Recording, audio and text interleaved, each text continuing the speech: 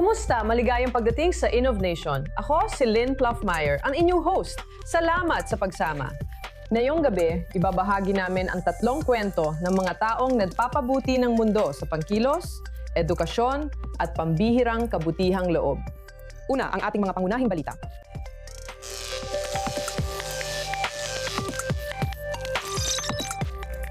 Ngayon, ang huling regalo ng batang babae ay naging pangalawang pagkakataon sa buhay ng batang lalaki.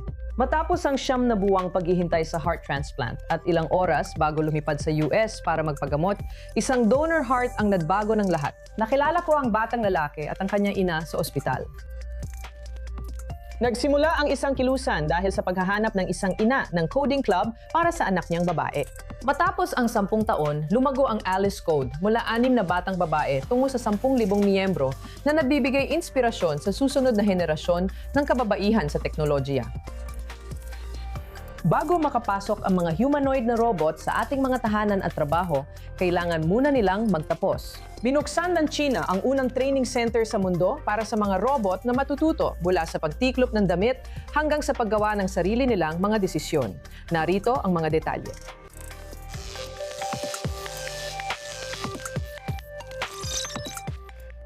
Karaniwan, kailangan mo ng tao para itama ang pagkakamali mo sa pagkatuto ng bagong kasanayan. Pero paano kung coach mo ay nasa telepono lang? Isang Israeli na startup ang gumagawa ng physical AI na ginagawang real-time coach ang iyong smartphone, sinusuri ang bawat squat, stretch o swing at itinatama ang galaw mo bago mo pa matapos ang galaw. Para sa dagdag na impormasyon, welcome natin sa studio si Orel Regev, founder ng Sparta. Maligayang pagdating, Orel. Salamat sa pag-imbita sa akin. Siyempre, at maligayang kaarawan dahil kaarawan mo ngayon, 28 ka na. Talagang patunay ito ng pagiging startup nation na kahit bata ka pa ay may sarili ka ng startup. Kaya, binabati kita. Gusto naming simulan sa pagpapakilala ng bagong elemento sa palabas. Ito ang The Pitch. Hinihiling namin sa mga bagong startup founders na i-pitch ang kanilang startup sa loob ng 60 segundo. Kapag handa ka na, simulan mo. Tungkol saan ang iyong startup? Oo naman, ang Sparta ay tungkol sa madaling salita. Ang pinakamadaling paraan para ipaliwanag ito ay sa pamamagitan ng isang sandali na naranasan na nating lahat. Kapag natututo ka ng bagong pisikal na kasanayan, tulad ng esport o sayaw, may nanonood at nagsasabi sa'yo, "Huwag ganito, gawin mo ganito." Ang katalinuhan ng tao ay nilalagay na ngayon sa mga device tulad ng telepono mo. Halimbawa, kapag nag-squat ka, pwedeng sabihin ng AI agad kung sapat ang baba mo at tuwid ang likod mo. At ang kakayahang gawin ito ng real-time ay isang malaking technological na pag-unlad. Dahil hindi tulad ng AI gaya ng ChatGPT, hindi lang ito tumatakbo sa isang server sa California. Nasa kwarto mo ito, naka-install sa iyong telepono. At iyan ang tinatawag na physical AI. Isa itong larangan ng AI na tumutulong sa atin na makamit ang isang bagay sa totoong mundo at hindi lang sa virtual na mundo. At ang iyong aplikasyon, ang iyong app, ang nagsisiguro na ang AI ay sinusuri ako habang gumagalaw ako at itinatama ako kapag mali ang ginagawa ko. Kwento mo paano nagsimula at nabuo ang startup na ito, pati ang ideya nito. Oh, tama. Palagi akong nahuhumaling sa mga makina na nakakaunawa ng mga sobrang magulo na bagay sa totoong mundo.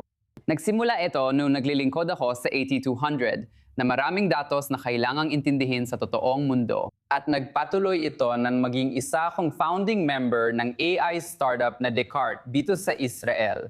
At ngayon naman ay sa Sparta. Sa bawat isa sa mga ito, sa madaling salita, ginagamit namin ang mga makina at pinapaintindi namin sa kanila kung ano ang nangyayari sa mundo sa paligid natin. Isa pa, bilang competitive na atleta, bawat kasanayang natutunan ko ay nangangailangan ng matinding pagsisikap. Nung nasugatan ako, ginamit ko ang sarili kong app, ang Sparta, para makarecover sa injury ko. Para sa akin, ang Sparta ay parang Duolingo ng kalusugan. Para kanino ito? Sabi mo, dinevelop mo ito matapos ang injury mo. Kaya gusto mong ibigay ito sa mga taong nagpapagaling mula sa isang injury o para rin ba ito sa mas malawak na audience? Para ito sa mga nagpapagaling sa injury at sa sinumang kailangang matuto ng physical na kasanayan. Kapag nasugatan ka, ang muling pagtaas ng kamay ay maaring maging bagong kasanayan. Pwede ka ring maging competitive na atleta tulad ng ibang users na gustong matuto ng advanced na bagay. At maaari ka ring matutong tumugtog ng isang instrumento at maaari ka ring matutong sumayaw sa isang paraan na hindi mo pa nagagawa dati. Kaya anumang nais nating makamit gamit ang katawan sa totoong buhay ay bagay para sa sinumang gagamit ng Sparta. Nabanggit mo ang physical AI na dinadala ang AI sa pisikal na mundo. Paano mo nakikita ang pag-unlad nito sa susunod na 5 hanggang 10 taon? Magandang tanong. Para masagot ito, dapat nating malaman kung ano ang pumipigil sa pag-unlad ng physical AI na yon. Malaking bahagi nito ay tungkol sa kapasidad sa pagproseso at pag-unawa kung gaano kakomplikado ang mundo natin.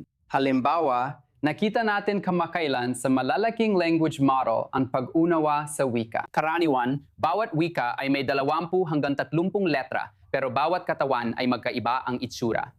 Kaya ang kakayahang magproseso ng kahit anong uri ng katawan sa Sparta ang malaking pag-unlad. Kapag naiproseso na natin ang lahat ng datos gamit ang physical AI, posible na tayong magkaroon ng mga robot na tutulong sa atin na gawin ang halos kahit ano sa pisikal na mundo, gaya ng pagtulong sa matatanda tumawid sa kalsada. Maaring maghugas ng pinggan ang mga robot para sa atin, at maaari ring magpakita ang mga robot kung paano ang tamang pag-squat. Well, napaka-interesanteng ideya nito at sabik na kaming malaman ang mga susunod na mangyayari at makita ang progreso mo. Oral Regev, tagapagtatag ng Sparta, maraming salamat sa pagsama sa amin ngayon. Maraming salamat din. Ngayon, ang huling regalo ng isang munting babae ay naging ikalawang pagkakataon sa buhay ng isang munting lalaki. Matapos ang 9 na buwang paghihintay para sa heart transplant, naligtas ang 3 taong gulang na si Rafael sa donasyong puso ng 6 na taong gulang na si Saba Wulakfar Kasim. Bago umalis si Rafael na 3 taong gulang patungong Estados Unidos para maghanap ng donor na puso, natanggap ng kanyang pamilya ang matagal na nilang ipinagdarasal na tawag. Nakilala ko si Rafael at ang kanyang ina 3 buwan matapos ang transplant at narinig ko kung paano binago ng di makasariling desisyon ng pamilyang Arabo ang buhay ng batang Hudyo mula Jerusalem. May dala kaming isang nakakainit ng pusong kwento, ang kwento ni Rafael. 2 taon at kalahati pa lang si Rafael nang ma-admit siya sa Schneider's Children's Hospital sa Petah Tikva dahil sa bihirang sakit sa puso at 9 na buwan siyang nanirahan dito at sa ICU habang naghihintay ng heart transplant.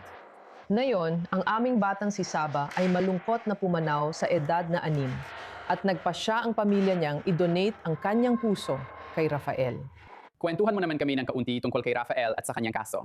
Makilala na namin si Rafael noong siya ay sanggol pa lamang. May congenital heart defect siya na inayos namin sa operasyon at cath, pero lumala ang puso niya at ilang beses siyang na-admit para bigyan ng mga gamot na ini-IV para suportahan ang puso. Pero kalaunan, mga 1 taon na ang nakalipas, na-admit siya muli. Matindi ang heart failure niya noon. Hindi siya kumain, hindi tumaba, at maputla pa. Nagsusuka siya at kinabit namin siya sa isang makina sa leeg.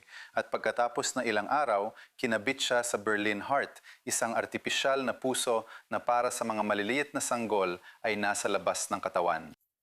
At naghintay siya ng halos 9 na buwan para sa pusong na-donate gaya ng sinabi mo, mga 3 buwan na ang nakalipas. At mula noon ay maayos na ang kalagayan niya. Makikita natin ang makina na gumagana kay Juman, 2 taon at kalahati, na may parehong kondisyon kay Rafael. Nasa ospital na siya at naghihintay ng puso mula pa nung siya ay 11 buwan pa lang. Ang Berlin Heart ay mechanical na heart pump na pansamantalang gumagawa ng tungkulin ng mahina ng puso, pinananatiling buhay ang mga batang tulad ni Juman at Rafael habang naghihintay ng heart transplant. At ang pagsisimula ay hindi mahirap. Nung una, hirap siya dahil di niya maintindihan kung bakit may tubo siyang nakakabit at dapat dalhin lagi ang maleta saan man pumunta. Unti-unti niyang naintindihan na ito ang nagpoprotekta sa puso niya habang naghihintay ng heart transplant. Niyakap niya ito at binalot pa. Naintindihan niyang ito ang nagpoprotekta sa kanya. Tuwing matutulog, kailangan niya itong ikonekta sa charger. Kapag naglalakad siya, tumatagal ng 3 oras ang baterya.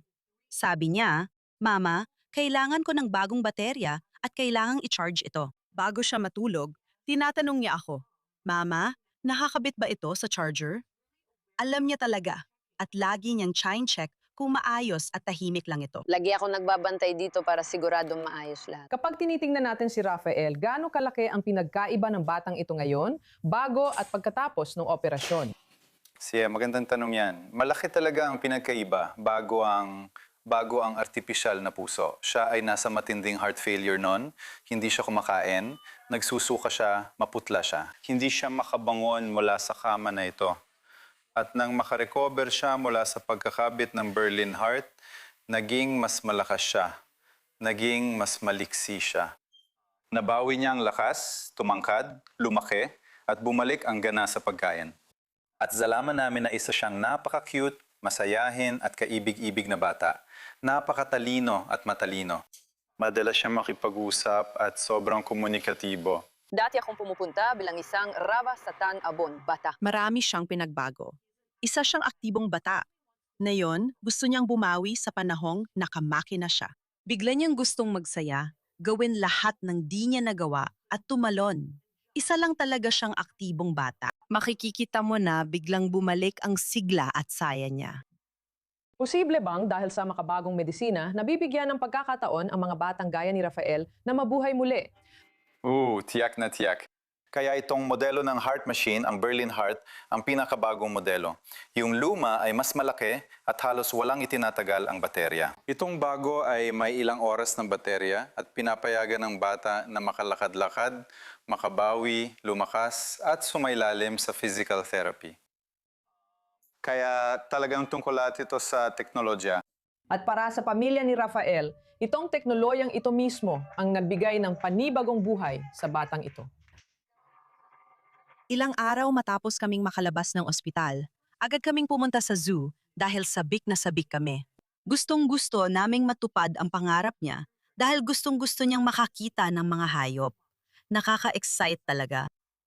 Ang trahedya ng isang pamilya ay naging pag-asa ng iba ng pumanaw si Saba, 6 na taong gulang mula sa Kfar Qasim. Sinamahan niya ang ama at kapatid sa biyahe para sa trabaho at bakasyon sa Eilat. Isang araw, masaya siyang tumatawa at nag-e-enjoy sa promenade. Ngunit kinabukasan, nagbago ang lahat. Nang ginising siya ng kanyang ama, hindi na siya tumugon.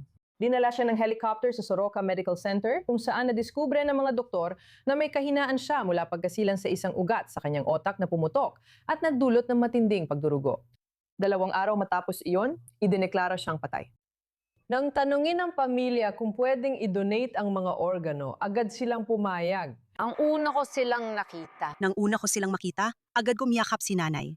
Lubos ang aking pasasalamat at paghanga. Hindi ako matigil sa pagpapasalamat sa kanila. Hindi ko talaga mapigilan. Kahit ano pang ibigay natin sa kanila, hindi yun magiging sapat. Sa isang banda, nakakaramdam ako ng pagkailang tungkol dito. Dahil sa huli, nawala sa kanila ang pinakamahalagang bagay sa buhay nila.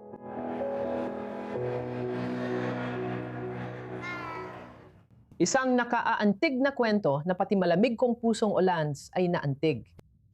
Magpalit tayo ng usapan. 10 taon nang nakalipas, isang ina ang nagtayo ng coding club para sa anak niyang babae dahil nahirapan silang makahanap ng club na nababagay sa kanya. Lumaki na ang grupong 6 na batang babae at naging komunidad na may 10,000 miyembro na tumutulong hubugin ang bagong henerasyon ng kababaihan sa teknolohiya. Habang binabago ng AI ang teknolohiya, ang mga unang nagtapos ay nagtatrabaho na sa tech industry sa Israel at bumabalik bilang mentor, habang ang mga mas bata ay gumagawa na ng AI apps. Kaya, para sa karagdagang impormasyon, kasama ko ngayon ang tagapagtatag na si Nastya Ochakowski, pasensya na, at si Galia Donner, isa sa mga instruktor ng Alice Code. Nastya, bilang nagtatag ng inisyatibong ito, ano ang nagtulak sa iyong simula nito? Sinimulan ko ito dahil sa aking anak na babae. Talagang mahilig ako sa teknolohiya. Isa akong software engineer at sa tingin ko napaka-interesante at astig ang lumihan ng mga bagay. Ang teknolohiya ay makapangyarihang kasangkapan para matulungan kang magawa ito. Gusto ko ring maranasan niya ang ganitong pakiramdam at makalika ng mga bagay. At inimbitahan ko siya sa isa sa mga klase ng computer science. At sabi niya, Mama, alam mo, puro lalaki sila at mas matanda sila sa akin at ayokong sumama. At alam mo, naintindihan ko siya pero hindi ko tinanggap ang sagot na yon. Kaya sinabi ko sa kanya, sige, isama mo ang 5 mong kaibigan. Magsimula tayo ng klase sa computer sa IT Home. Lumaki ang komunidad na ito sa 10,000 miyembro. Kaya ikaw naman, Galia, natulad mo ring sumali sa Alice Code noong 9 na taong gulang ka pa lang. Halos 17 ka na ngayon at isa ka na sa mga instruktor. Kaya ikwento mo sa amin ang karanasan mo sa Alice Code. Nung una, marami akong hindi alam. Hindi ko pa nga alam kung paano mag-search sa Google, kahit ganun kasimple. Pagkatapos sa Alice Code, ang dami kong natutunan. Napalawak ko ang bokabularyo ko at naitayo ko ang aking kumpiyansa sa sarili, ang sarili kong pundasyon. Siyempre, yung mga bagay na may kinalaman sa tech at teknolohiya, mga bagong wika at iba pa. Nastya, pag-usapan natin ang AI dahil tsak na babaguhin nito ang programa mo. 10 taon nang lumipas at sobrang nag-iba na ito. Saan mo nakikita ang pagbabago sa programa mo? Nakafocus na ba ito sa AI o programming pa rin ang basihan? Karamihan ng volunteer namin ay software engineer din, tulad ko. Kaya naman, lahat ng mga programa namin ay talagang konektado sa kung ano ang nangyayari sa industriya. Kaya pumasok kami sa AI at machine learning ilang taon na ang nakalipas. At nung dumating ang ChatGPT, nagsimula rin kaming magtrabaho kasama ang mga pinakabata para maintindihan nila ito.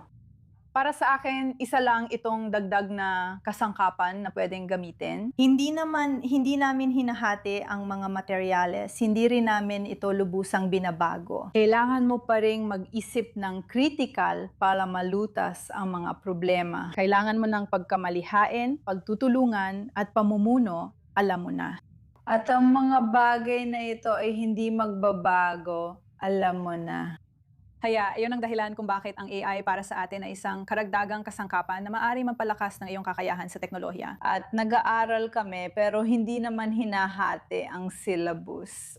Hindi talaga. Makikikita mong umuunlad ang mga babaeng sumasali sa programa at nagiging software programmer o nagtatrabaho sa teknolohiya. Ang pangunahing layunin namin ay bigyan sila ng mga pangunahing kaalaman at professional na batayan upang sila mismo ang makapagdesisyon kung ano ang nais nilang gawin dito. Sige, sa palagay ko, sa loob ng 5 o 10 taon, wala ng propesyon na hindi gumagamit ng teknolohiya. Kailangan mo talagang malaman ang teknolohiya at maaari kang maging tagalikha ng teknolohiya o tagagamit ng teknolohiya. Gusto naming ang mga batang babae ay maging tagalika kaya sila sumasali sa paligsahan. Pumunta sila sa industriya, akademya at maaari ring ipakita ang kanilang lika. At Galia, para sa iyo, ang huling tanong. Halos 17 ka na, napakatalino mo. Sa ngayon, papasok ka na sa 12 baitang sa pisika at cyber. Guro ka sa Alice Code, kaya tiwala akong may magagawa kang maganda. Sigurado rin ako roon. Kaya ano nakikita mo para sa sarili mo sa hinaharap? Ano ang gusto mong maging? Ano ang gusto mong marating kapag lumaki ka na? Gusto ko, kapag lumaki ako, ay magkaroon ng trabahong konektado sa mundo ng teknolohiya. Talagang kamangha-mangha ang mundong ito. At dahil mababago ang AI at lahat ng teknolohiyang ito, hindi ko pa talaga alam. Pero sa ngayon, siguro software engineer at ginagawa lang ang gusto kong gawin, katulad ng ginagawa ko ngayon. Talagang kamangha-mangha dahil sa Alice Code at sa mga natutunan ko rito. Oo. Kamangha-mangha. Well, isa itong kamangha-manghang inisyatiba. Kaya salamat sa inyong dalawa sa pagpunta sa studio at pakikipag-usap sa amin tungkol dito. Nastya Ochakovsky, tagapagtatag ka, at Galia Donner, instruktor ka sa Alice Code. Salamat sa pagsama. Maraming salamat. Kalimutan mo na lahat ng sinabi ko dahil parang hindi na kailangan ang mga silid-aralan ngayon, mga robot, ang mga pinakabagong estudyante sa China. Ngayong buwan, mahigit 100 humanoid ang magsasanay sa unang robot academy sa mundo, kung saan matututo silang gawin ang mga totoong gawain habang bumubuo ng milyon-milyong data points para sanayin ang susunod na henerasyon ng AI. Nag-uulat si Nicole Tserek. Tabi muna, Harvard at MIT. Nagbubukas ang China ng bagong paaralan kung saan hindi kailangan ng mga estudyante ng kape, hindi nila kailangan ng extension sa homework. Sa katunayan, hindi na rin nila kailangan ng tibok ng puso. Nagbubukas na ng China ang unang paaralan para sa pagsasanay ng humanoid robot. Magbubukas ito ngayong buwan sa Shanghai, kung saan natututo at inihahanda ang mga robot para sa totoong trabaho. Lampas 100 humanoid robot mula sa mahigit 12 kumpanya ang kasali. Hindi lang isang manufacturer o modelo ang magsasanay dito. Iba-ibang laki, kakayahan at modelo ng robot ang magkakasama sa isang silid-aralan. Ang curriculum ay nagsisimula sa mga pangunahing kaalaman, kabilang ang 45 atomic skills, gaya ng paghawak, pagkuha, paglalagay, at paglilipat ng mga bagay. Sa madaling salita, pwede mo itong tawaging kindergarten ng mga robot. Bago sila mamahala ng pabrika o tumumo sa ospital, kailangan muna nila patunayan na kaya nila kumuha ng bagay nang hindi ito nahuhulog. Pag natutunan na nila yon, susunod na silang magsasanay sa mga 10 mas malawak na gawain sa trabaho, gaya ng pagtiklop ng damit, paglilipat ng kagamitan, at pagtatrabaho sa turismo, bahay o pabrika. Naiintindihan ko na pangunahing gawain lang ito para sa tao, pero para sa mga humanoid, kailangan ng paningin, kontrol sa kamay, balanse, at pag-unawa kung paano naiiba ang pagkatiklop at pagdulas ng iba-ibang tela, gaya kapag nagtitiklop ng damit. At minsan, sinasabi ng paaralan na ang mga robot na ito ay magsasanay ng parehong galaw hanggang 600 beses sa isang araw. Hindi lang ito tungkol sa pagsasanay at pagkatuto ng galaw, kundi pati rin sa pangangalap ng datos. Ayon sa paaralan, makakalika sila ng humigit kumulang 50,000 datos araw-araw. Impormasyon ito ay pwedeng ibahagi sa ibang kumpanya para matukoy ang epektibo sa iba't ibang robot at mapabilis ang pagsasanay ng susunod na makina. Mahalaga ito dahil malaka ang problema ng mga humanoid robot sa datos. Hindi tulad ng mga chatbot na maaring gumamit ng internet para mangolekta ng datos at matuto ng mas mabilis, ang mga robot ay nangangailangan ng pisikal na karanasan sa totoong buhay. Iyan ang makukuha ng mga robot sa paaralan.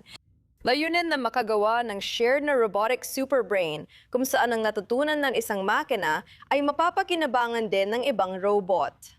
Ito ang dahilan kaya pumapasok sa paaralan ang 100 humanoid na robot para matuto ng mga basic na kaalaman at makita kung saan pa sila dadalhin ito. Para sa mga nag-aalala na, agad kukunin ng robot ang trabaho ng tao. Huwag mag-alala dahil kailangan pa nilang magtapos.